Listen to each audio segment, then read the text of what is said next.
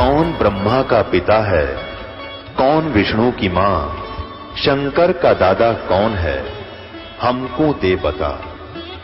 ये जानने के लिए कृपया सुनिए। जगत गुरु तत्वदर्शी संत रामपाल जी महाराज के अमृत वचन सर्व पवित्र धर्मों के पवित्र शास्त्रों के आधार पर। नमस्कार दर्शकों, भगवान राम जी की लीला पर आधारित पवित्र पुस्तक रामायण से तो आप बखूबी परिचित होंगे, जिसका आज हिंदू समाज के धर्मी लोगों द्वारा बहुत ही श्रद्धा से पाठ भी किया जाता है। एक ऐसे ही धार्मिक व्यक्ति की आप बीती से आज हम आपको रूबरू करवाने वाले हैं। इनसे मिलिए, ये हैं खंडवा मध्य प्रदेश के रहने वाले खुमान दास जी। ये सर्व देवी देवता की पूजा करते थे, व्रत उपवास रखने के साथ साथ रामायण का पाठ भी किया करते थे। पर रामायण का पाठ करते समय उसकी चौपाइयों में छिपे रहस्य को नहीं समझ पाते थे। रामायण के प्रसंग और अनेकों आध्यात्मिक प्रश्नों को लेकर खुमान जी दुविधा में रहते थे। पर फिर एक दिन इन्हें मिला अध्यात्म का खजाना, जिसका ताला खोलते ही इनकी सर्व शंकाएं मिट गईं। दर्शकों, आपको बता दें, खुमान जी को मिली तत्वदर्शी संत रामपाल जी महाराज जी द्वारा लिखित पुस्तक ज्ञान गंगा, जिसमें लिखी सृष्टि रचना को पढ़कर इनकी आत्मा गदगद हो गई और आध्यात्मिक लाभ मिला। इसके अतिरिक्त संत जी से नाम उपदेश लेने के बाद तो मानो खुमान जी का जीवन खुशियों से भर गया, जिसका गुणगान करते हुए आज ये थकते नहीं हैं। सुनिए इनके खुशहाल जीवन की सच्चाई जो खुमान जी ने आप बताई। नमस्कार सर। जी सर, नमस्ते सर, क्या नाम है आपका? जी सर जी, मेरा नाम खुमान दास, खंडवा जिला रहा है, मध्य प्रदेश से आया हूँ। सर, संत रामपाल जी महाराज से नाम दीक्षा आपने कब ली? जी सर जी, मैंने संत सदगुरु रामपाल जी महाराज से नाम दीक्षा 5 सितंबर 2013 को मेरे को नामदान मिला है। सर, संत रामपाल जी महाराज से नाम दीक्षा लेने से पहले क्या आप कोई भक्ति साधना भी करते थे? जी सर जी, संत सदगुरु रामपाल जी महाराज जी से नामदान लेने से पहले दास जो हिंदू धर्म के देवी देवता हैं उनको पूजना, व्रत उपवास करना और रामलीला में पाठ करना, और संत सिंगाजी महाराज हमारे हरसोद तहसील के संत हुए हैं, प्रसिद्ध संत हैं जिनको 3-4 जिले के लोग मानते हैं। उन संतों का भजन गाना झान मृदंग पे बजा करके और 25 साल तक मंडल बनाकर मैंने भजन गाया और लोगों को ज्ञान समझाता था सर जी।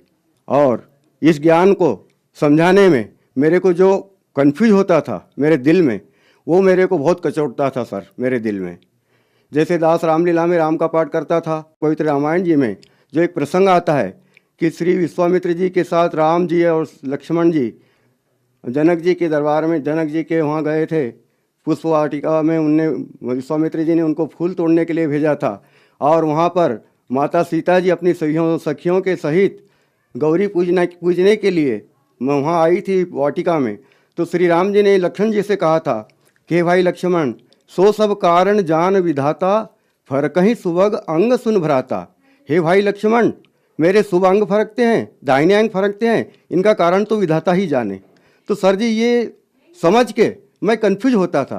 क्यों कि मैं तो श्री राम को परम सुप्रीम मानता था, अंतर्यामी मानता था, घट घट के वासी जानता था और सर्वा सर्वे जानता था। मेरे राम थे इष्ट और राम इष्ट ऐसा बोल रहे हैं कि वो कारण, मेरे अंग फरकने का कारण तो विधाता जाने, वो कौन विधाता होगा?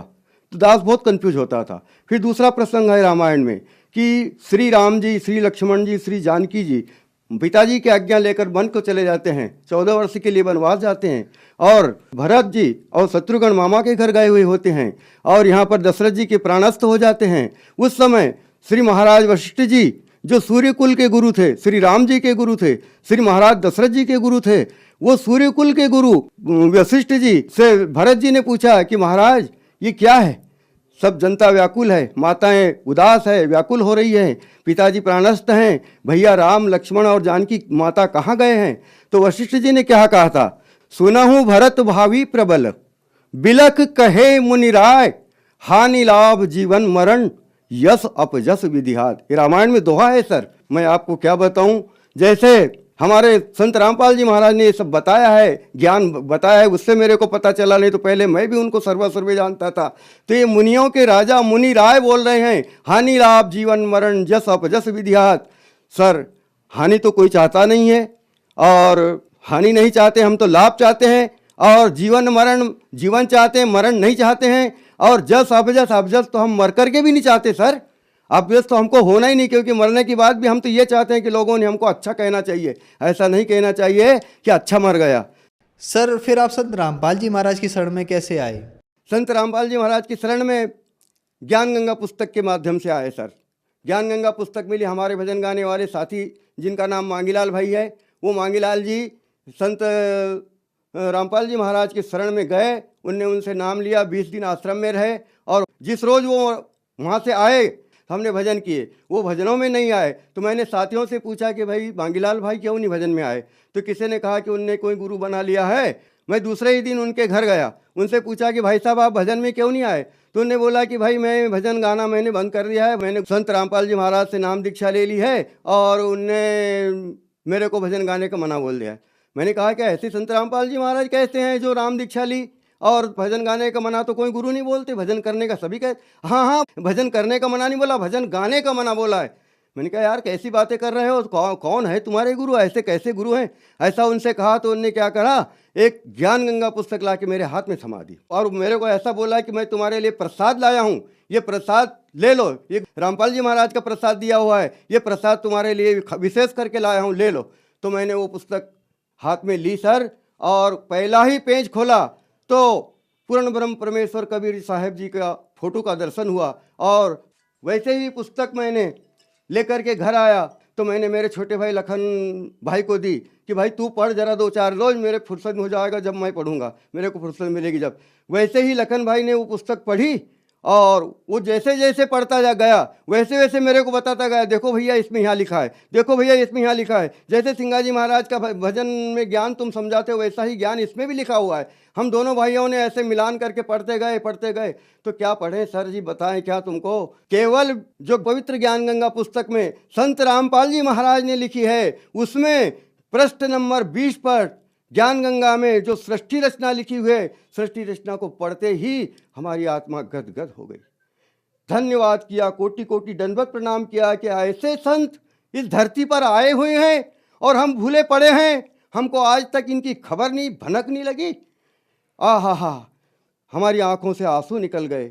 उसी समय हम दोनों भाइयों ने रात भर खूब विचार किया। फिर हमारे छोटे भाई कैलाश भाई को बुलाया, उनको बताया, उनने भी सृष्टि रचना पढ़ी, उनको भी समझाया, उनके भी समझ में आ गया। हमने गीता जी उठाई, हमारे सिंगाजी महाराज के भजन लिए, उनसे मिलान किया, सब ज्ञान पूरा पूरा पूरा पूरा एक जैसा मिलता गया। संत रामपाल जी महाराज जी के ज्ञान से हम तो धन्य हो गए। संत सिंगाजी महाराज की वाणी में हम बोलते थे, वाह घर की मोह कोई न बतावे, जा घर से जीव आया हो, ब्रह्मा विष्णु महेश नहीं थे, नहीं थी मूल और माया हो, रज और वीर्य दो ही नहीं थे, फिर जीव कहाँ से आया हो। ऐसे ऐसे हम भजन गाते थे, भक्तों को समझाते थे, पर वो हमारे मन में अशांति थी। कंसेप्ट था कि ये सिंगाजी बाबा बोलना क्या चाहते हैं। जीव को बता रहे हैं कि ब्रह्मा विष्णु महेश नहीं था, और ये बता रहे हैं कि जो घर से जीव आया, वो कौन सा ऐसा घर है, कहीं के घर में रहता था क्या जीव और वहां से आया है क्या ये? तो इसका घर कहाँ होगा? और ब्रह्मा विष्णु महेश नहीं थे, नहीं थी मूल माया, रज और वीर दो ही नहीं थे, फिर जीव, तो ये जीव तो इनसे पहले का हो गया, सिंगाजी महाराज बता रहे हैं। तो हमको ऐसा लगता था, पर जिस समय हमने संत रामपाल जी महाराज, परम संत रामपाल जी महाराज जी, जिनकी ज्ञान गंगा, जिसके पृष्ठ नंबर 20 पर सृष्टि रचना पढ़ी, तो हमारे सारे कंसेप्ट क्लियर हो गए, सब पूरा पूरा हमको समझ में आया कि ये बात है ये। फिर हमने परम गुरु संत रामपाल जी महाराज जी से नाम दान लिया। सर हमने सुना है कि जो भी श्रद्धालु संत रामपाल जी महाराज से जुड़ता है उनको बहुत सारे लाभ प्राप्त होते हैं, तो क्या आपको भी कोई लाभ प्राप्त हुए संत रामपाल जी महाराज से नाम दीक्षा लेने के बाद? जी सर जी, संत रामपाल जी महाराज से नाम दीक्षा लेने के बाद और उनकी बताई हुई भक्ति मर्यादा में रह के करने के बाद तो अनेक लाभ हुए। जैसे हमारी माता जी, जिसकी उम्र 78 साल की हो गई थी, वो हमारी सिस्टर एक इंदौर में रहती है जी सर, वहाँ इंदौर उसको माता जी को ले गई थी उनके पास रखने के लिए 1-2 महीने के लिए। वहाँ वो बीमार हो गए, उनके स्वाद फेफड़े खराब थे और जो अन्न की नली थी उसमें भी प्रॉब्लम था। तो वहाँ बताया इंदौर में डॉक्टरों को, उनसे फ़ायदा नहीं हुआ। वो हमारे वापस घर हमारे ले आए। घर आकर के हमने खंडवा डॉक्टरों को बताया, डॉक्टरों ने मना बोल दिया कि भाई ये तो माता जी की एज भी 78 साल की हो गई है और अब तुम पैसे मत लगाओ, ये अब बचने की नहीं। तो माता जी की हालत ऐसी हो गई थी कि उनके मुंह में पानी भी नहीं जा रहा था। पर संत रामपाल जी महाराज की ऐसी दया हुई, हमको ऐसी भीतर से परमात्मा जी ने कोई उपमा दी कि भाई जो परमात्मा जी अपने शिष्यों को बताते हैं दोपहर की रमेणी 16 मिनट की, वो मैंने मोबाइल में लगा के न मेरी माता जी के कान के पास वो मोबाइल चालू करके रख दिया। माता जी ने 16 मिनट रमेणी सुनी। सर क्या बताएं, ऐसा चमत्कार हुआ कि माता जी ने आंखें खोल दी। माता जी ने मेरे से खड़े होने को बोला तो माता जी पलंग के ऊपर बैठ गई। मैंने पीछे से हाथ लगाया, सहारा से बैठ गई और उसी समय बोलने लगी कि थोड़ा सा खाना लाओ, मैं रोटी खाऊंगी तुम्हारा। सर जी माता जी ने रोटी खाई और धीरे धीरे 2-4 दिन 8 दिन में उनकी तबीयत ठीक हो गई। इसके बाद में वो 2 साल तक जिए। तो हमारी माता जी को 2 साल के लिए संत रामपाल जी महाराज, हरियाणा वाले रामपाल जी महाराज ने उम्र बढ़ाई। मैं उनको कोटि कोटि धन्यवाद करता हूँ, कोटि कोटि प्रणाम करता हूँ। और दूसरा लाभ, मेरी पत्नी 5 साल से गठिया वाय में पीड़ित थी। उसके ये अंगूठे उंगलियां सूज जाती थी, जोड़ जोड़ में दर्द होता था, घर के काम काज करने में बहुत दर्द महसूस करती थी, रोती थी और उनको सर में चक्कर बना रहता था। तो वो क्या करती थी कि रोज़ शाम को कपड़े को गीला करके और गीली पट्टी सर पे रख के सोती थी। रोज़ रोज़ यही होता था। तो सर ये सब मैं जुड़ा परमात्मा रामपाल जी महाराज जी से। उसके बाद मेरी पत्नी को जुड़ा, उनसे नामदान दिलाया और जैसे ही उनने नाम लिया उनका वो रोग भी समाप्त हो गया। आज वो तंदुरुस्त है और अच्छे, कोई तकलीफ नहीं है और अच्छे घर का खेती का सबका काम करती है। संत रामपाल जी महाराज की दया से, संत रामपाल जी महाराज की कृपा से मेरी पत्नी को भी ये लाभ हुआ है। तीसरा, मेरे छोटे भाई कैलाश, जिसका नाम कैलाश है, वो बाजार सब्जी बेचने के लिए भीड़ गया हुआ था। वहाँ से मोटरसाइकिल से वापस शाम को आ रहा था तो और उसने अपने कान में संध्या आरती लगा के, कान में लीड लगा के और आरती करते हुए अकेला गाड़ी पे आ रहा था। पीछे से एक शराब पिया हुआ व्यक्ति गाड़ी चलाता आया। ये मेरा भाई मैं अपनी साइड में चल रहा था, पर उसने आते से उसकी साइड में जा कर के उसको गाड़ी को ठोका और गाड़ी गिर गई और भाई भी गिर गए और एक कम से कम 10-20 फीट तक घिसते गए। तो उस 1-2 जगह चोट खरोच लगी, बाकी कुछ ही नहीं। तो उस दिन ऐसा हाल था, देखने वालों ने बताया कि ऐसा हाल था कि या तो इनने मर जाना था या फिर हाथ पैर सर कुछ भी फूट जाना था, टूट जाना था। पर संत रामपाल जी महाराज की दया से मेरे भाई को भी परमात्मा ने जीवन दान दिया। और एक लाभ मैं बताऊं सर, मेरा बड़ा लड़का जिसकी उम्र 30 साल की है, उसकी शादी नरलाय में हुई। नरलाय में उसकी बहू को और बच्चे को लेने के लिए गया था तो गांव जलवा के पास जाकर के एक पिकअप भरी हुई आ रही थी, तेंदू के पत्ते की बोरियां रखी थी उस पर और पिकअप भरी हुई आ रही थी और मेरा बच्चा 40-45 की स्पीड में अपनी साइड में चल रहा था। तो उसी समय वो पिकअप चलाने वाले ड्राइवर का ध्यान कहाँ था कि ऊपर जो घरों में लाइन गई थी बिजली की, उसकी सर्विस को बचाने के लिए वो पिकअप बहुत ऊंची भरी हुई थी। सर्विस को बचाने के लिए उसने एकदम से गाड़ी मेरे बच्चे की मोटरसाइकिल तरफ एकदम से मोड़ दी और बच्चे की मोटरसाइकिल और उनका पिकअप का आमना सामना टक्कर हुआ। आमने सामने के टक्कर में कम से कम 100 फीट तक मेरी मोटरसाइकिल आड़ी घिसाती हुई चली गई और बच्चे को किसी ने उठा के और दूर खड़ा कर दिया। गांव वाले 50 इकट्ठे हो गए। सब ने कहा कि भाई ये तो ख़त्म हो गया। पर देखते हैं कि अरे भाई गाड़ी पे कौन था? तो मेरा बच्चा बोलता है कि मैं था। अरे क्या बात कर रहा है, तू तो खड़ा है। कहे कि मेरे को न मालूम किसने उठाया। तो वो संत रामपाल जी महाराज से जुड़ा मेरा पूरा परिवार, मेरे तीनों भाइयों का परिवार संत रामपाल जी महाराज से नाम लिए हुए हैं, सब जुड़े हुए हैं। तो उन्होंने कहा कि हमारे संत रामपाल जी महाराज ने हमको बचाया है, हम उनकी भक्ति करते हैं, उनकी शरण में हैं, उनको भी सतनाम मिला हुआ है। और सर एक लाभ मैं क्या बताऊं, दास की स्थिति बहुत ज़्यादा खराब थी।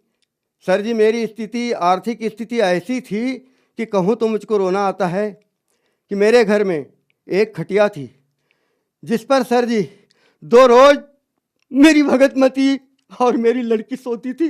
उसके बाद मेरी लड़की मुझे बोलती थी कि पापा जी हम 2 रोज से नीचे सो रहे हैं, अब आप ये खटिया पे सो जाओ, हम माँ और मैं नीचे सोऊंगी। और हमारे घर में खाने के लिए बर्तन नहीं थे सर, एक थाली थी जिसमें अगर आटा गूंद लिया जाता था तो हम प्लेट में रोटी और सब्जी ले लेकर खाते थे।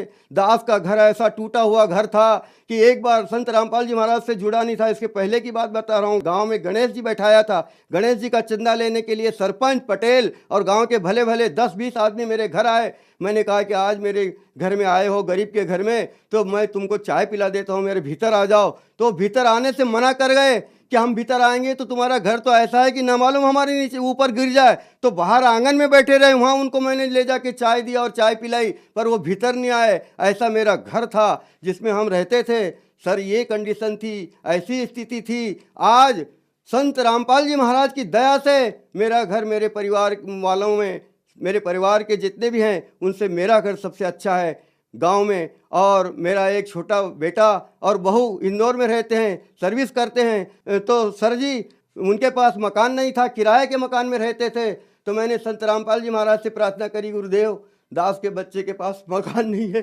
संत रामपाल जी महाराज का आदेश आया, बेटा भक्ति करते रहो, परमात्मा दया करेंगे।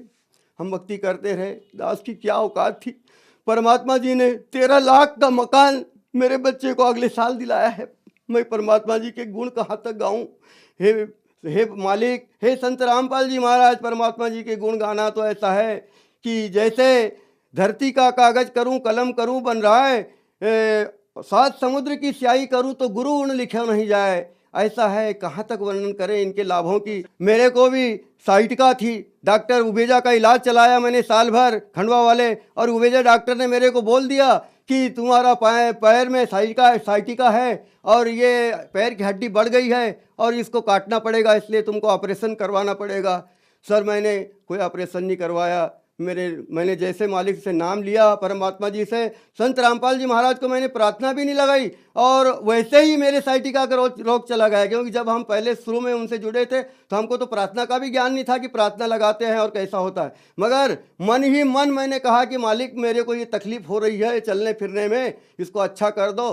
तो रामपाल जी महाराज ने मेरी साइटिका की बीमारी को भी ख़त्म कर दिया। सर मैं संत रामपाल जी महाराज से जुड़ने के पहले सुपारी तम्बाकू खाता था, गुटखा पाउच खा लेता था, और कहीं जाने आने के समय मेहमान जाते थे जब हम बीड़ी सिगरेट भी पी लिया करते थे। सर रामपाल जी महाराज जी के शरण में जाने से मेरी तम्बाकू, सुपारी और गुटखा खाता था, ये सब छूट गया। हम इसको छोड़ने के लिए मैंने बहुत प्रयत्न किए। सिंगाजी महाराज को इष्ट मानता था। जब मैं सिंगाजी महाराज के समाधि पे जाकर 2-3 बार छोड़ के आया, नहीं छूटी।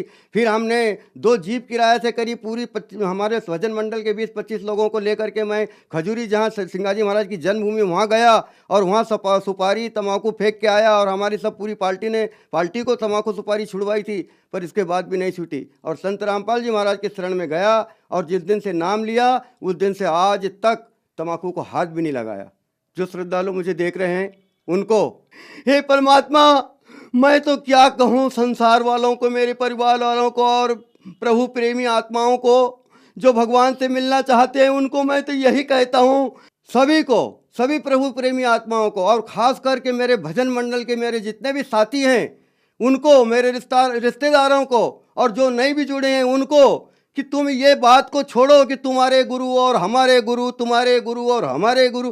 अरे तुम्हारे गुरु हमारे गुरु से क्या लेना देना है भाई। ज्ञान मिलता है, ज्ञान लो और अपना मोक्ष कराओ और सतलोक चलो। क्या यहाँ रहोगे? यहाँ रह के क्या कर लोगे?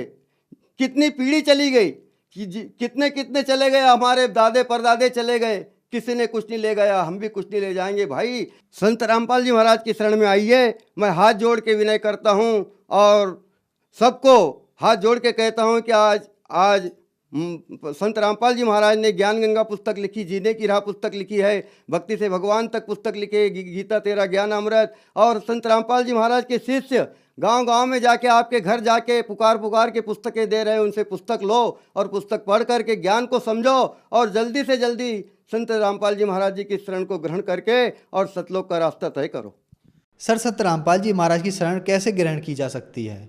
जी सर, आज संत रामपाल जी महाराज ने सभी जीवों के ऊपर अपार दया कर रखी है।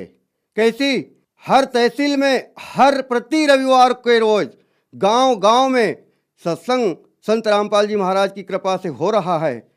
संत रामपाल जी महाराज के शिष्य गांव में जाकर प्रति रविवार, और बीच में भी समय मिलता है तो बीच में भी सत्संग करते हैं। और उस सत्संग में रामपाल जी महाराज का आदेश है कि एक दिन का नामदान भी दिया जाता है। और कोई भगत और शिष्य ये सत्संग भी नहीं करता और नामदान भी नहीं देता, ये तो खुद स्वयं संत रामपाल जी महाराज ही सत्संग करते हैं और वो खुद ही LCD के माध्यम से नाम देते हैं। तो जिन भी भक्त आत्माओं को उनका ज्ञान समझ में आ जाए, अगर नामदान लेना है तो नज़दीकी नामदान सेंटर परमात्मा जी ने हर जगह खोल रखे हैं। वहाँ पर जाकर जो भी नज़दीक पड़ता है वहाँ जा कर के संत रामपाल जी महाराज से नामदान लेकर के अपना कल्याण करवा सकते हैं।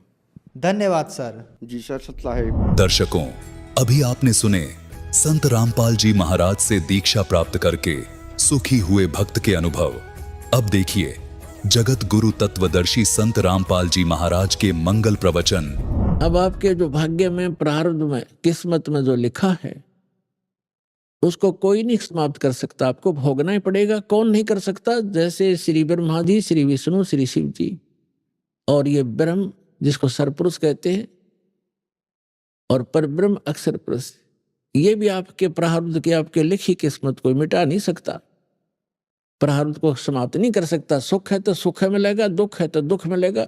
और जैसे आप पुण्य पाप कर रहे हैं वो अलग से संग्रहित होते चले जाएंगे आपके। जैसा कर्म करोगे वैसा ही मिलेगा।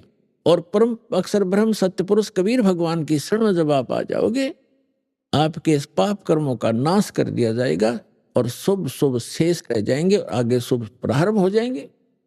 अब जैसे पहले किसान को ये औषधि प्राप्त नहीं थी, अब औषधि का एक खोज हो गई है, डिस्कवरी हो गई है कि ऐसी औषधि डाल दी जाती है फसल में जो घास को खत्म कर देती है, पौधा सुरक्षित रह जाता है। तो वो औषधि विद्यमान तो थी, वो गुण तो, वो मटेरियल तो सारे ही पदार्थ थे, लेकिन वो बनाने वाला नहीं था। अब वो बनाने वाला मिल गया, वो बना ली। तो इस प्रकार परमेश्वर कबीर जी ने ये जड़ी बहुत पहले बनाकर रखी हुई थी और हमारे कबीरपंथी भी इसको नहीं समझ सके, जिस कारण से हम अभी तक वही कर्म फल ही भोगते रहे।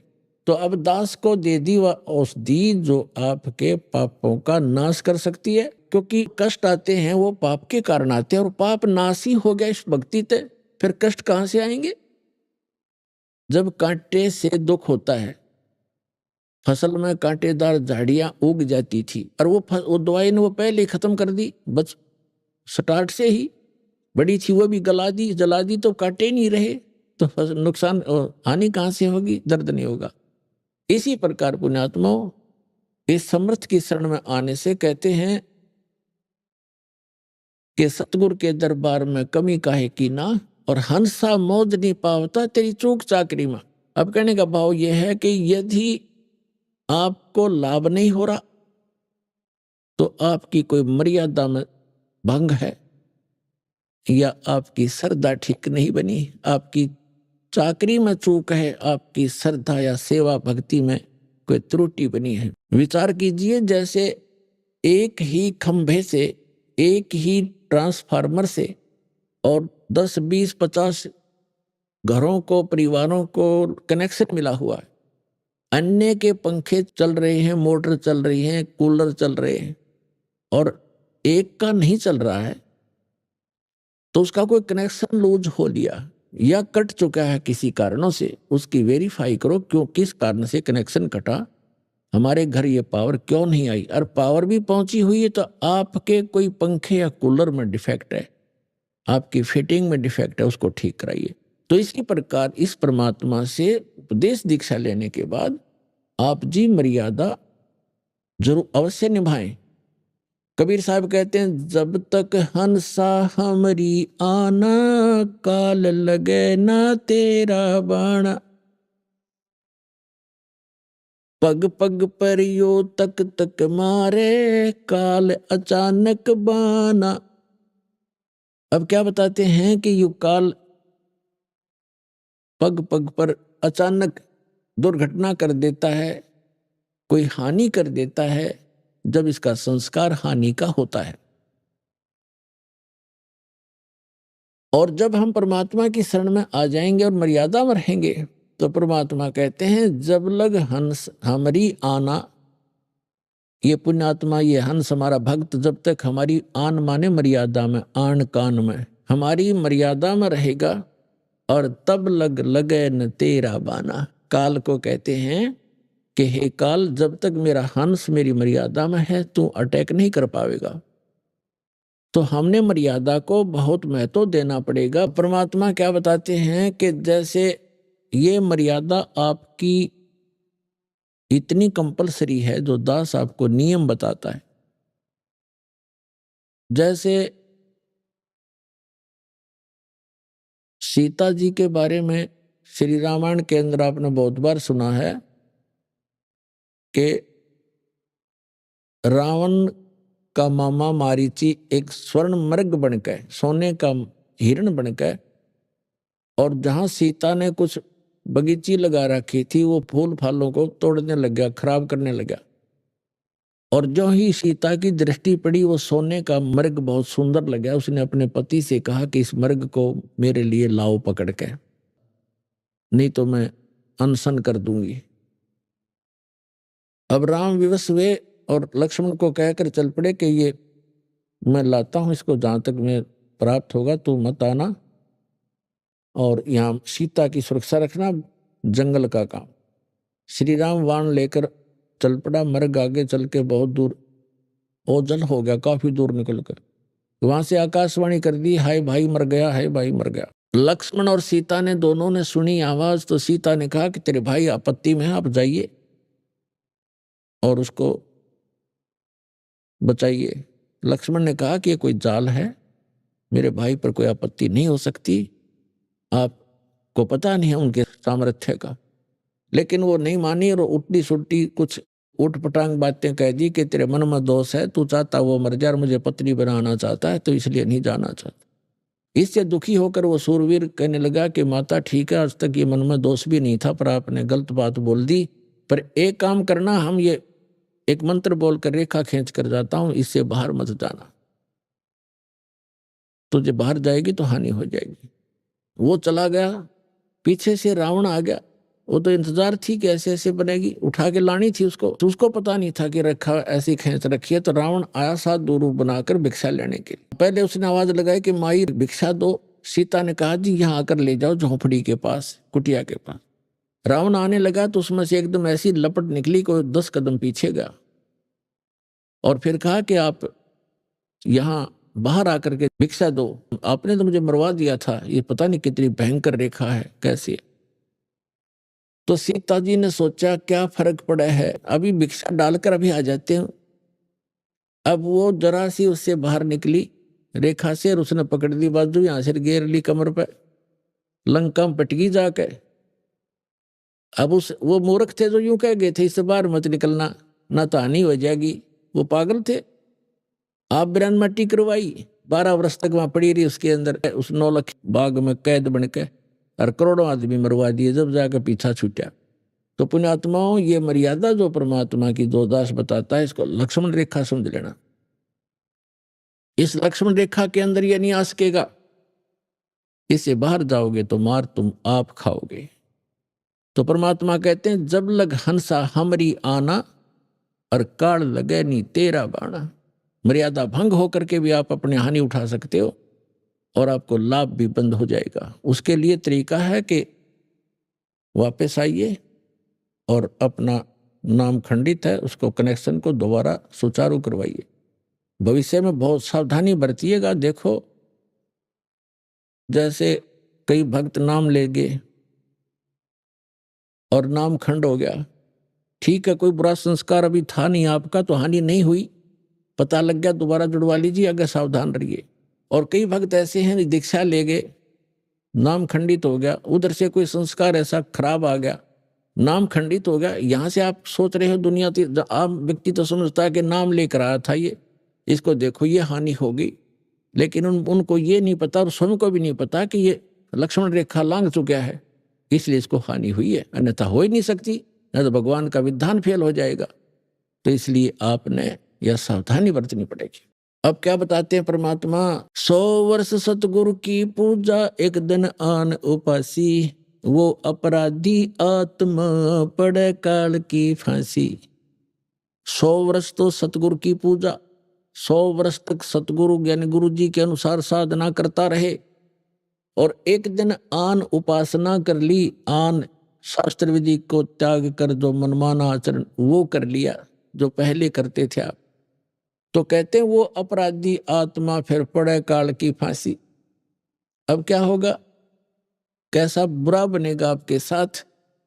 जैसे आप जी ने दीक्षा ले ली, 1 वर्ष 2 वर्ष 4 वर्ष आपने साधना कर ली, और फिर कोई ऐसी बात आ गई, आपका नाम खंडित हो गया, लोक लाज में आके आपने नाम खंडित कर दिया और आन उपासना शुरू कर दी और ये पूजाएं छोड़ दी, तो फिर आपके साथ क्या बनेगी कि आपको फिर भी लाभ हो रहे होंगे। आप इस नाम को त्याग दोगे, साधना भी बंद कर दोगे। नाम खंडित हो गया तो साधना ये करते भी रहना कोई लाभ नहीं होगा। जैसे कनेक्शन कट गया और बटन दबाते रहो, स्विच ऑन ऑन करते रहो, सारे से सारे पंखियों के भी, कूलर के भी, मोटर के भी, आपको भ्रम है कि लाइट चलेंगे, चलेंगे नहीं। वो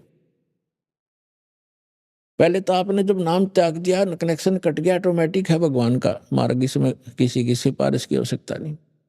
तो आप ये सोच रहे हो कि मैं भक्ति भी कर रहा हूं और दूसरी भी सब शुरू कर दी और गुटी शूटी भी लानी शुरू कर दी और सब मर्यादाएं लांग दी, तो और फिर भी हानि नहीं हो रही आपको, आपका और हौसला बुलंद होता चला जाएगा, दुर्भाग्य होगा आपका ही।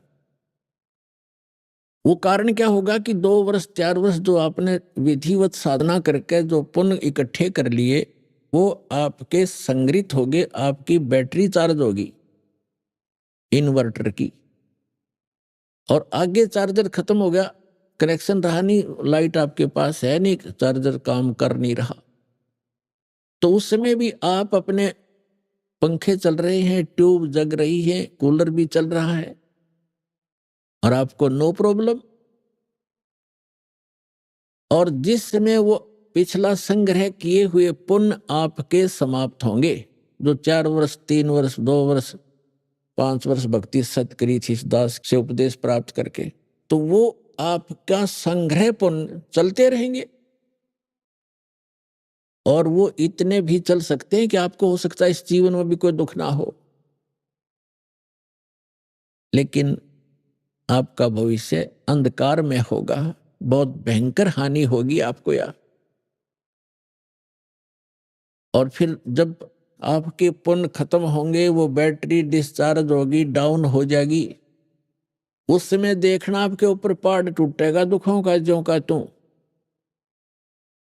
फिर वो सब सुविधाएं समाप्त हो जाएंगी, क्योंकि आगे चार्जर आपका था नहीं, तो उसका भी फिर विकल्प है, फिर चार्जर लगवाना ही पड़ेगा, तभी वह बैटरी फिर संग्रह होगी, ना तो गया काम तय। ये दास बहुत पहले से कहता रहा है, जैसे क्योंकि पहले तो ज्ञान नहीं था और शुरुआत से सन 1994 से दास दीक्षा देना प्रारंभ कर रखी है गुरुदेव के आदेशानुसार। और ये सन 2001 के आसपास, 2001 को इस दास को प्रेरणा हुई कि ये जो ज्ञान कबीर भगवान ने हमें दे रखा है सूक्ष्म वेद में, उससे तो दास पूरा परिपूर्ण था, आधारित था, उसी को लेकर आगे चल रहा था, वही गुरुदेव ने हमें बताया था। तो दास की एक तमन्ना थी, हार्दिक प्रार्थना थी भगवान से कि यदि आप वाला ज्ञान भगवान अगर हमारे हिंदू धर्म के या सभी धर्मों के सदग्रंथों में भी मिल जावे, तो आपके बच्चों तक आपका संदेशा पहुंचाने में दास को सुविधा हो जाएगी। अन्यथा ये मानेंगे नहीं, क्योंकि जब तक इनको सुख हो रहा है, जो अनुयायी बने थे 1994 से लेकर 2001 तक, वो वही बने थे जिनको सुख हो रहे थे, ऐसे ऐसे सुख हो रहे थे सोच भी नहीं सकते थे। और ये जरूरी नहीं होता कि हम जो सोचें भगवान सारी करे, क्योंकि बच्चा तो एक सर्प को भी पकड़ने की चेष्टा करता है, माँ बाप बॉडीगार्ड अंगरक्षक कोई भी गार्डियन है वो थोड़ा पकड़ने देगा, उसको उठा लेगा, उठा कर सुरक्षित ले जाएगा, कहीं ये डस ना ले। तो कुछ ऐसे हमारी डिमांड होती है जो भगवान नहीं करेगा आपको, जो आपको हानि करने वाली होंगी। जैसे मान ले किसी ने कोई बिजनेस शुरू करना है और आपकी पूरी टारगेट बन गया, ये करूंगा, और भगवान आपको सहयोग नहीं दे पा रहा है, तो समझ जाना चाहिए कि इसमें आपको हानि होगी आगे चल के, और आप उसी से विमुख हो जाते हैं, मैंने ये काम किया सफल नहीं हुआ, वो सफल होने में आगे तुझे ज्यादा हानि हो जानी थी, इसलिए ना होने दिया उसने, तो वो छोड़ जाएगा नाम को। तो कहने का भाव ये था, ऐसे बहुत से चले गए जिनको 6 सुख दिया, और एक जिसने वो चाह रहा था और भगवान नहीं चाह रहा था उसको देना, वो नहीं दिया, तो वो 6 सुख भूल के उस एक दुख को लेकर चला गया। लेकिन 1 वर्ष 2 वर्ष 4 वर्ष जो उसने भक्ति की, दान किया, सेवा की, पाठ करवाया, वो तो संग्रहित हो गए। उसके बाद वो वहां से जाने के बाद वो काम तो चाहे उसका हुआ ना हुआ पर और ठीक होते रहे। तो उसका दुर्भाग्य था, उसको ये महसूस नहीं हुआ कि तेरा कनेक्शन कट गया और ये पुण्य जो संग्रह तू कर लिया, ये 1 वर्ष 2 वर्ष 4 वर्ष 10 वर्ष भी चल सकते हैं, लेकिन आगे क्या बनेगा ये ज्ञान नहीं था। अब ये दास देख रहा है जो 10-10 वर्ष 15-15 12-12 वर्ष हो गए नाम त्याग गए, जो 2-2 वर्ष 3-3 वर्ष 4-4 वर्ष साधना करके छोड़ गए, अब आ रहे हैं लुटपिट के दोबारा रोते हुए कि वही दुख फिर शुरू हो गए। और मैं प्रतिदिन कहा करता सत्संग में कि ऐसे दुख आवेंगे ये जो चले गए यहाँ से, अब रोते हुए आ रहे हैं, उनको वही दुख फिर प्रारंभ हो गए। तो पुण्यात्माओं, ये ज्ञान का होना प्रथम है। जैसे श्रीमद् भगवत गीता अध्याय नंबर 4 के श्लोक नंबर 33 में कहा कि अर्जुन, द्रव्य में यज्ञ से ये ज्ञान यज्ञ श्रेष्ठ है। द्रव्य में यज्ञ है, जैसे कहीं कंबल बांट दिए जो धन से धर्म होता है, कहीं पर भंडारा कर दिया कि तो हॉस्पिटल या धर्मशाला बनवा दी।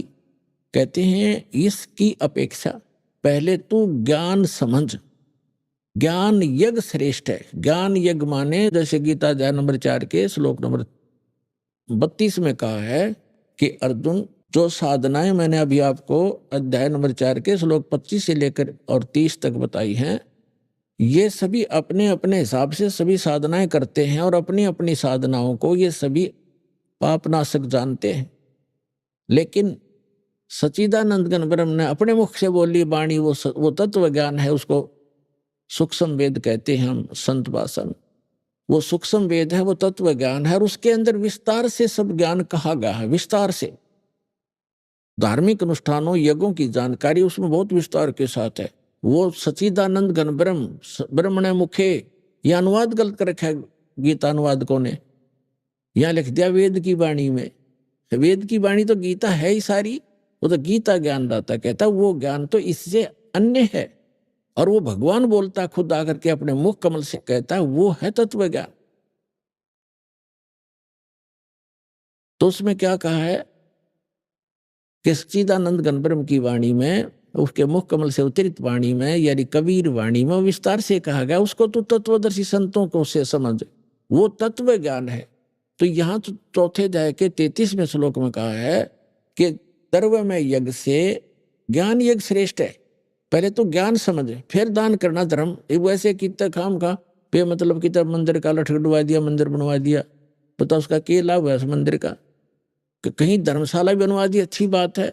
कहीं आपने भंडारे कर दिए, कंबल बांट दिए, मेडिकल बनवा दिए, कोई प्याऊ बनवा दी, अच्छी बात है, लेकिन मोक्ष तो नहीं हुआ आपका।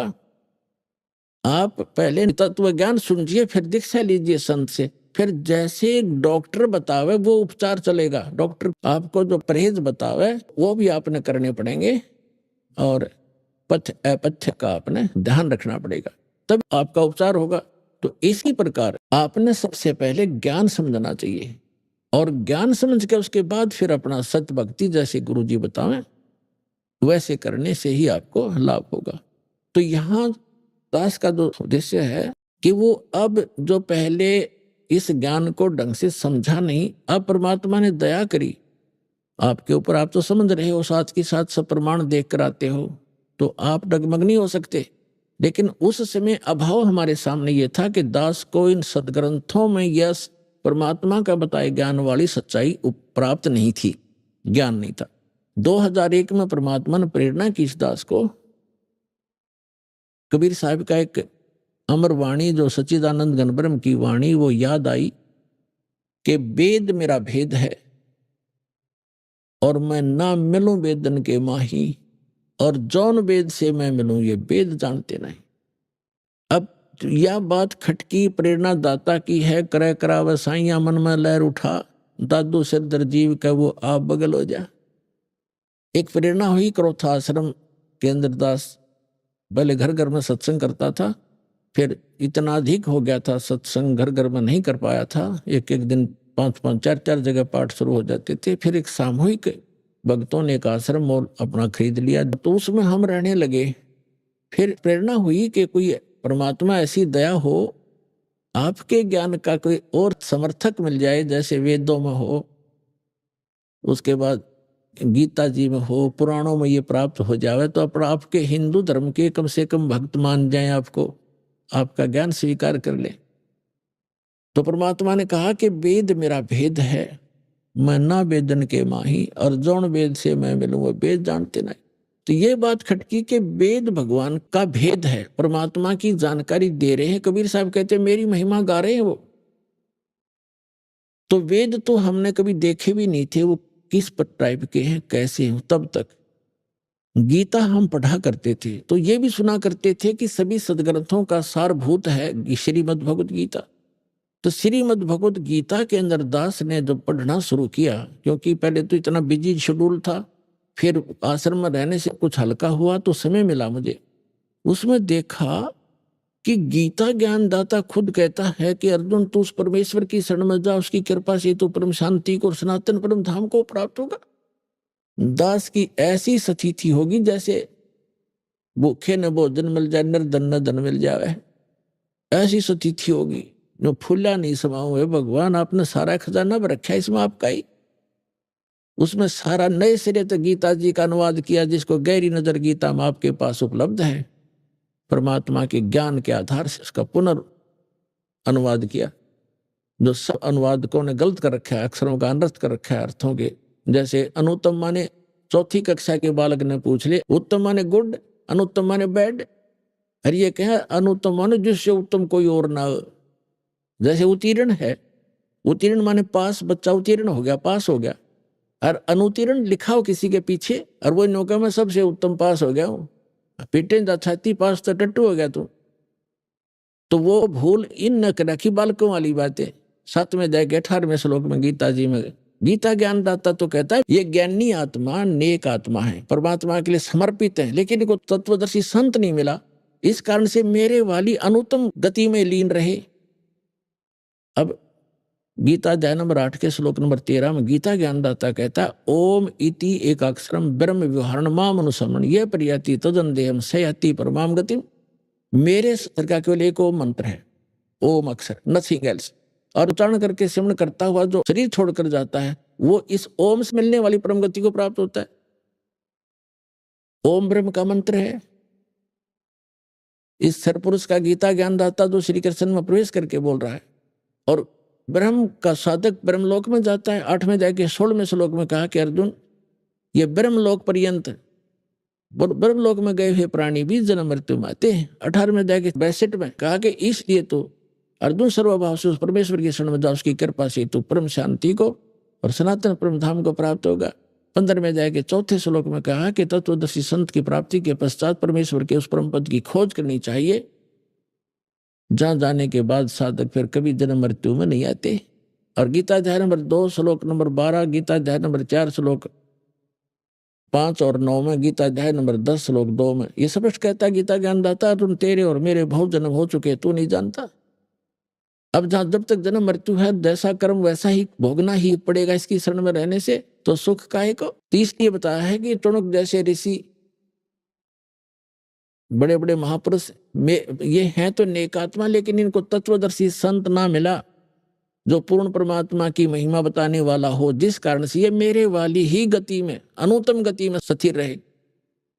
अनुत्तम माने घटिया, गति बेकार की, क्योंकि जन्म मृत्यु मिटता नहीं। जैसा कर्म है वो सारे भोगने पड़ेंगे, नरक भी, स्वर्ग भी, गधे भी, कुत्ते भी, सारा बनना पड़ेगा, फिर घटिया ही है। 7वें अध्याय के 19वें श्लोक में गीता ज्ञानदाता स्वयं कहता है कि बहुनाम जन्मानाम अंते ज्ञानवान माम प्रपद्यते, और वासुदेव सर्वमिति सहमात्मा सुदुर्लभ है।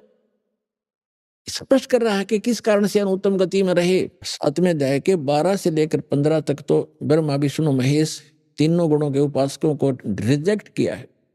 उसके बाद कहा कि ये मुझे भी ना बचते और मेरी भक्ति करते हैं तो 4 प्रकार के करते हैं, आर्त, अर्थार्थी, जिज्ञासु और ज्ञानी।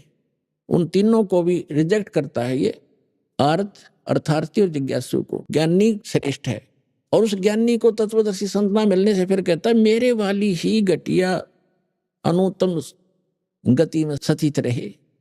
अब 7वें अध्याय के 19वें श्लोक में यह स्पष्ट होता है, गीता ज्ञानदाता कह, पहले तो ये कह रहा है 12 से लेकर 15 में कि ये तीनों गुणों की रजगुण ब्रह्मा सतगुण विष्णु तमगुण शिव जी के द्वारा जिनका ज्ञान हरा जा चुका है, राक्षस स्वभाव को धारण किए हुए मनुष्यों में नीच दूषित कर्म करने वाले मूर्ख मेरी भक्ति नहीं करते। अपनी के विषय में कहता कि 4 प्रकार की करते, और उसमें बताया दिया ज्ञानी ही मुझे पसंद है, ज्ञानी को मैं अच्छा लगता हूं क्योंकि वो अनुपासना नहीं करते। मनुष्य जीवन का मूल उद्देश्य समझकर वो साधना करते हैं, लेकिन वो रह गए मेरे वाली अनुत्तम गति में। क्या कारण क्या था बता रहा है 7वें अध्याय के 19वें श्लोक में स्पष्ट कर रहा है कि बहुनाम जन्मानाम अन्ते ज्ञानमान माम प्रवर्ते।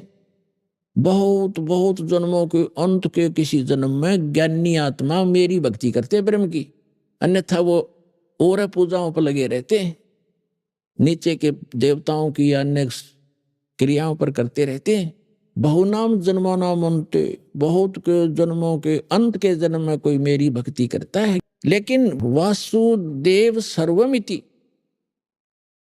वासुदेव ही सब कुछ है, ये बताने वाला स महात्मा सो दुर्लभ है, वो संत तो बड़ी मुश्किल से मिलेगा। अभी आपने सुने संत रामपाल जी महाराज के मंगल प्रवचन। आइए अब सुनते हैं संत रामपाल जी महाराज जी से नाम दीक्षा लेकर सतभक्ति करके अद्भुत लाभ प्राप्त करने वाले अनुयायियों के विचार। दर्शकों, आपने तुलसीदास जी द्वारा चलाए गए जय गुरुदेव पंथ का नाम तो सुना ही होगा। इसी जय गुरुदेव पंथ से 7-8 वर्ष तक जुड़ी हुई थी रायसेन मध्य प्रदेश की शिवानी नामदेव जी। इनकी दादी जी ने जय गुरुदेव पंथ में 72 दिन तक जल ग्रहण तक नहीं किया। इतनी कठिन साधनाएं भी की, परंतु ये सब साधनाएं करते हुए भी इनके परिवार को दुखों ने घेर लिया था। दादी जी को अनेक बीमारियां हो गईं और इनके पिताजी ट्यूबरकुलोसिस जैसी लाइलाज बीमारी से ग्रस्त हो गए। आसपास के सभी डॉक्टर्स को दिखाया, परंतु कोई समाधान नहीं मिल रहा था। इन सभी कठिनाइयों के बीच इन्हें मिलती है तत्वदर्शी संत रामपाल जी महाराज जी द्वारा लिखित पुस्तक ज्ञान गंगा, जिसे पढ़ने के बाद इन्हें वास्तविक भक्ति साधना का पता चलता है और संत जी द्वारा बताई सद्भक्ति करने से धीरे धीरे इनका जीवन सुखमय हो जाता है। इनके पिताजी की लाइलाज बीमारी टीबी में राहत मिलती है और दादी जी भी पूर्णतः स्वस्थ हो जाती हैं। इतना ही नहीं बल्कि इनकी माता जी को तो संत रामपाल जी से नाम दीक्षा लेने से पहले से ही लाभ मिलने शुरू हो जाते हैं और छोटा भाई जो मृत्यु की कगार पर था, उसको संत रामपाल जी महाराज जी नया जीवन प्रदान करते हैं। अब आप स्वयं सुने शिवानी जी की आपबीती। जी नमस्कार। नमस्कार जी। जी क्या नाम है आपका? शिवानी नामदेव। शिवानी जी कहाँ से आए हैं आप? मैं उदयपुरा जिला रायसेन मध्य प्रदेश से आई हूँ। संत रामपाल जी महाराज से नाम दीक्षा लेने से पहले आप क्या भक्ति साधना करते थे? सर, बंदी छोड़ सतगुरु रामपाल जी महाराज की शरण में आने से पहले तो हम सभी देवी देवताओं की भक्ति करते थे, लेकिन उनसे हमें कोई फ़ायदा नहीं हुआ। तो उसके बाद हम परमात्मा की खोज में लगे हुए थे। तो जय गुरुदेव से जुड़े वहाँ पर 7-8 साल तक हमने भक्ति की, लेकिन वहाँ पर हमें जाने से कोई फ़ायदा नहीं हुआ। आप किस फायदे की तलाश में थे जिसकी वजह से आप देवी देवताओं की पूजा कर रहे थे, जय गुरुदेव को गुरु बनाया? क्या चाहते थे आप? सर, सबसे पहले मैं आपको मेरे पिताजी के बारे में बताना चाहूँगी। उनकी तबीयत बहुत ज़्यादा ख़राब हो गई थी, लेकिन जय गुरुदेव में जाने से हमें उन्हें कोई फ़ायदा नहीं लग रहा था, इसीलिए हम गुरु बदलने की तलाश में थे। दवाइयाँ भी कराई, डॉक्टर से भी कोई आराम नहीं लग रहा था। उनके चेस्ट में प्रॉब्लम थी, चेस्ट में पेन हो रहा था। मेरे पिताजी को जबलपुर हॉस्पिटल दिखाया गया, भोपाल हॉस्पिटल दिखाया गया, लेकिन वहाँ पर कोई फ़ायदा नहीं हुआ। फिर डॉक्टर ने आपको क्या बीमारी बताई कि चेस्ट में जो पेन हो रहा है वो क्यों हो रहा है? सर, उनके टीबी की वजह से उनके लंग्स खराब हो गए थे। बहन जी, जैसा कि आपने बताया कि आपने अपने पिताजी की बीमारी के लिए बहुत सारे डॉक्टर्स के पास गए, आपने जय गुरुदेव को अपना गुरु भी बनाया, तो हम आपसे ये जानना चाहेंगे कि आपके जो पिताजी की बीमारी थी वो कैसे ठीक हुई? सर, संत रामपाल जी महाराज के बारे में हमने यूट्यूब पर देखा। उनका एक चैनल है सतलोक आश्रम, उस पर संत रामपाल जी महाराज का सत्संग आ रहा था और हमारे गांव के एक जो गुरु जी से जुड़े हुए हैं वो भगत जी थे, उन्होंने हमें ज्ञान गंगा ला कर दी। हमारे पिताजी ने उस ज्ञान गंगा को पढ़ा, ज्ञान को समझा और यूट्यूब चैनल पर सत्संग भी सुना, फेसबुक पर सत्संग सुना। ज्ञान समझकर बंदी छोड़ सतगुरु रामपाल जी महाराज जी से नाम दीक्षा ली। आपने संत रामपाल जी महाराज से नाम दीक्षा कब ली? सर हमने बंदी छोड़ सतगुरु रामपाल जी महाराज से 12 अप्रैल 2014 में नाम दीक्षा ली। शिवानी जी, जैसे कि आपने बताया कि पहले आप जय गुरुदेव पंथ से जुड़े हुए थे, जय गुरुदेव से आपने नाम उपदेश ले रखा था, अब आपने संत रामपाल जी महाराज से नाम दीक्षा ली है। तो हम आपसे ये जानना चाहेंगे कि संत रामपाल जी महाराज व जय गुरुदेव पंथ के ज्ञान में आपको क्या भिन्नता नजर आती है? सर जब तक संत रामपाल जी महाराज का सत्संग नहीं सुना था हमने, जय गुरुदेव की भक्ति करते थे, वो हमें 5 नाम की भक्ति देते थे, हम उनको ही सत्य मानकर भक्ति साधना करते थे। लेकिन अगर वो भक्ति साधना सही होती तो हमें इतनी सारी प्रॉब्लम्स नहीं आती, बीमारियां नहीं आती, आर्थिक स्थिति भी ठीक होती और घर में कोई नशा भी नहीं करता। बंदी छोड़ सतगुरु रामपाल जी महाराज की शरण में आने से हमारे घर जो बीमारियां आई थी, पापा की जो लंग्स की प्रॉब्लम थी वो भी ठीक हो गई और आर्थिक स्थिति भी ठीक हो गई। सर ये सबसे बड़ा अंतर है कि बंदी छोड़ सतगुरु रामपाल जी महाराज ही सच्चे संत हैं और इनसे बड़ा कोई संत नहीं है। शिवानी जी, क्या संत रामपाल जी महाराज से नाम दीक्षा लेने के बाद आपको कोई लाभ भी मिला? सर बंदी छोड़ सतगुरु रामपाल जी महाराज की शरण में आने से जो हमारे पापा को लंग्स की प्रॉब्लम थी, उनकी जो बीमारी थी उसमें लाभ हुआ। पहले वो बहुत बीमार रहते थे, जब भी मैं मेरे पापा को देखती थी तो मुझे उनको देखकर रोना आता था, ऐसा लगता था पता नहीं पापा कब ठीक होंगे। उसके कारण घर के जितने भी पैसे थे उनकी दवाइयों में ही खर्च होए जा रहे थे, घर में कोई बरकत नहीं हो रही थी। जैसे ही बंदी छोड़ सतगुरु रामपाल जी महाराज जी से नाम लिया, नाम लेते ही मेरे पापा की बीमारी ऐसे गायब हो गई जैसे उन्हें कोई बीमारी ही नहीं थी और जो पैसा उनकी बीमारियों में लग रहा था वो घर पे पैसा भी बचने लगा और काम में भी बरकत होने लगी है। तो इस प्रकार हमारी आर्थिक समस्या भी ख़त्म हो गई और हमें किसी चीज़ की कमी भी नहीं है। इस प्रकार हम संत रामपाल जी महाराज से जुड़ने के बाद बहुत सुखी हैं। सर एक लाभ और बताना चाहूँगी मैं आपको।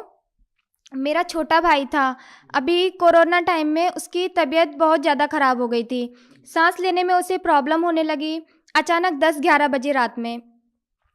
तो सांस लेते नहीं बन रहा था, उससे पूरा पसीने से भीग गया, जैसे किसी ने ऊपर से पानी डाल दिया हो, इतना पसीने से भीग गया। सब लोग उसे हवा कर रहे लेकिन उसकी सांस लेने में बहुत प्रॉब्लम हो रही थी। उसके बाद वो एकदम बेड पे खड़ा हुआ, खड़ा होके अचानक से बेड से गिर गया। तो हम लोगों ने सोचा ये तो इसकी तो मृत्यु हो गई है। फिर मैंने पापा जी से बोला कि आपके फ़ोन में अरदास का नंबर होगा, बंदी छोड़ सतगुरु रामपाल जी महाराज के यहाँ अरदास लगाते हैं, हो सकता है कुछ बात बन जाए। तो पापा जी ने बोला अब कुछ नहीं हो सकता, वो जा चुका है। तो मैंने बोला एक बार ट्राई करके तो देखते हैं। तो जो अरदास के नंबर आते हैं, बंदी छोड़ सतगुरु रामपाल जी महाराज के यहाँ जो अरदास लगाई जाती है, उन नंबर्स पे हमने फ़ोन किया।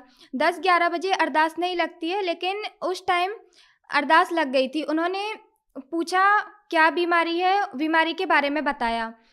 तो जैसे ही अरदास लगाई वैसे ही वो सांस लेने लग गया, तो उसे तुरंत हॉस्पिटल ले जाया गया। वहाँ हॉस्पिटल में उसे 1 घंटे की दवा देकर बोला इसे दूसरी हॉस्पिटल रेफ़र कर दिया गया। वहाँ पर उसे 15 दिन ऑक्सीजन लगी रही और इसकी रिपोर्ट्स सारी नॉर्मल आ रही थी। डॉक्टर्स भी हैरान थे, इतनी बड़ी बीमारी होने के बाद भी आपकी सारी रिपोर्ट्स नॉर्मल कैसे आ रही हैं? आप किसी संत की भक्ति करते हैं क्या? किसी संत से जुड़े हैं क्या? तो मेरे पापा ने बोला हाँ, हम संत रामपाल जी महाराज जी की शरण में हैं, वो ही हमारे साथ हैं।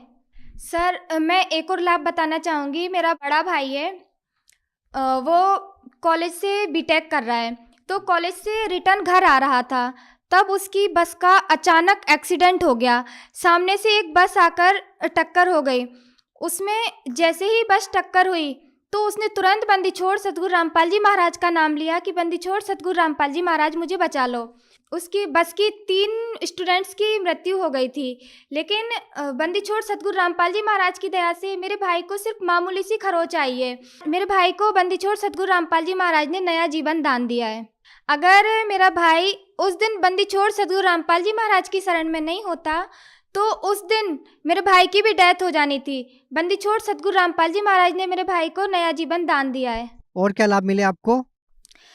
सर जब हम लोग जय गुरुदेव की भक्ति करते थे तो जय गुरुदेव पंथ से जुड़े हुए थे, तो मेरी दादी हैं, उन्होंने परमात्मा को पाने के लिए बहुत ही कठिन साधना की। 72 दिन तक उन्होंने जल नहीं लिया। उनकी हालत बिल्कुल ख़राब हो चुकी थी। उनके हाथ पैर काम करना बंद कर दिया था, उन्होंने बोलना बंद कर दिया था। फिर बंदी छोड़ सतगुरु रामपाल जी महाराज की शरण में आए तो वो अपने उनकी भक्ति साधना की, अपने हाथ से खाना खाने लगी हैं, बोलने लगी हैं। बंदी छोड़ सतगुरु रामपाल जी महाराज ने उनको भी नया जीवन दान दिया है। सर, एक बार मेरी मम्मी के सीने में अचानक दर्द होने लगा तो मेरे पिताजी ने कहा कि आप बंदी छोड़ सतगुरु रामपाल जी महाराज से नाम दीक्षा ले लो, आप ठीक हो जाओगे। मेरी मम्मी को विश्वास नहीं था कि ऐसे कैसे कोई संत से नाम दीक्षा लेने से कोई ठीक हो सकता है। जो डॉक्टर्स ठीक नहीं कर सकते वो सतगुरु रामपाल जी महाराज कैसे ठीक कर सकते हैं। लेकिन उनका दर्द बढ़ता ही जा रहा था।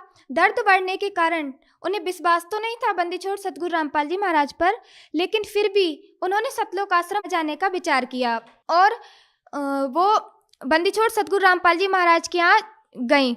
बहुत तेज ठंड के दिन थे, बहुत ठंड लग रही थी।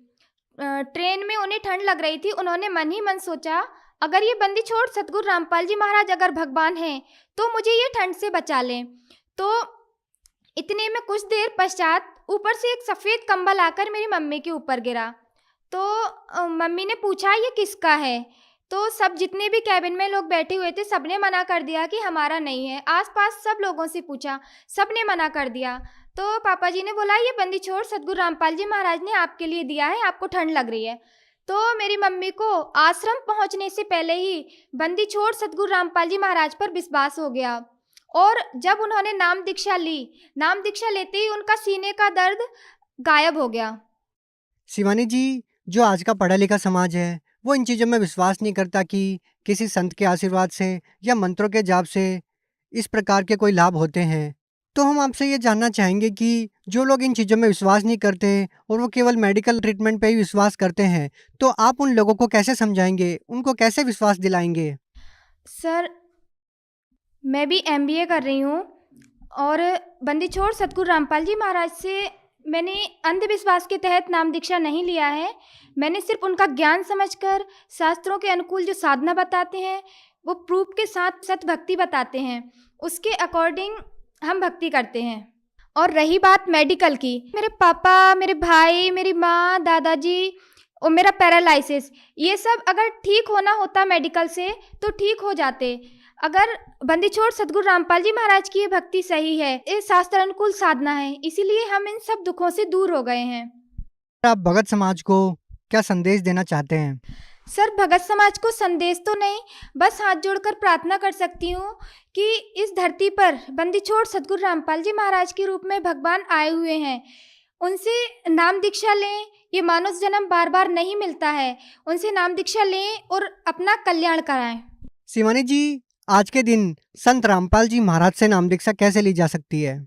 सर, बंदी छोड़ सतगुरु रामपाल जी महाराज से नाम दीक्षा लेने के लिए यूट्यूब पर सतलोक आश्रम के नाम से चैनल है, फेसबुक पर स्पिरिचुअल लीडर के नाम से पेज बना हुआ है, उस पर बंदी छोड़ सतगुरु रामपाल जी महाराज का सत्संग आता है, आप वो सुने। उस पर नीचे एक लाइन आती है, उस पर सतलोक आश्रम के नंबर्स आते हैं, उन नंबर्स पे आप कॉल करके और ज्ञान समझ के नाम दीक्षा ले सकते हैं। जी धन्यवाद।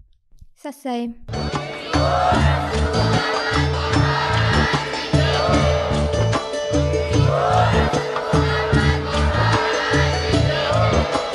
आप सुन रहे थे जगत गुरु तत्वदर्शी संत रामपाल जी महाराज जी के मंगल प्रवचन। अधिक जानकारी के लिए विजिट कीजिए हमारी वेबसाइट www.jagatgururampalji.org। संत रामपाल जी महाराज जी के शुभ आशीर्वाद से पूरे विश्व भर में 500 से भी ज्यादा नाम दीक्षा केंद्र हैं, जिन पर संत रामपाल जी महाराज जी द्वारा ऑनलाइन निशुल्क नाम दीक्षा दी जा रही है। अपने नजदीकी नाम दीक्षा केंद्र का पता करने के लिए संपर्क करें 8222880541।